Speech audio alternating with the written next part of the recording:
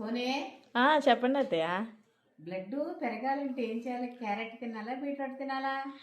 Carrot తినాలా, beetroot తినాలా? ఎవరు చెప్పారు అత్తయ్య మీకు క్యారెట్ తింటే బీట్రూట్ తింటే బ్లడ్ పెరిగిపోయేద్దని చెప్పేసి? ఏం తినాలి నువ్వు చెప్పమ్మ మరి. క్యారెట్ తినాలా, బీట్రూట్ తినాలా అనా? చెప్తాను చూడండి. చూసారా మా అత్తయ్య నన్ను ఎంత పెద్ద క్వశ్చన్ అడిగారు.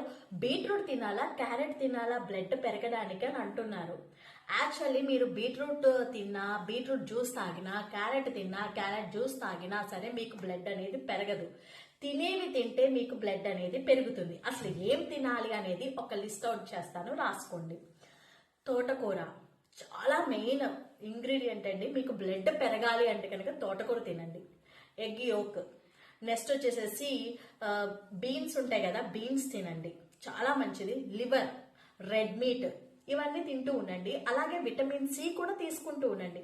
విటమిన్ సి తీసుకున్నారనుకోండి, విటమిన్ సి అంటే ఎక్కడి నుంచి వస్తుంది? టొమాటో, జాంకాయ, నెక్స్ట్ వచ్చేసేసి ఆమ్లా, ఇలాగా సిట్రస్ ఫ్రూట్స్ ఏదైతే ఆరెంజ్ సిట్రస్ ఫ్రూట్స్ ఏదైతే ఉంటుందో మీరు తీసుకున్నట్లయితే విటమిన్ సి అనేది మీ బాడీలోకి వెళ్ళి అది ఐరన్ అబ్జర్ప్షన్ అనేది చేసుకుంటుంది అనమాట. ఐరన్ అబ్జర్ప్షన్ చేసుకోవడం వలన మీకు హిమోగ్లోబిన్ అనేది పెరిగిపోతుంది.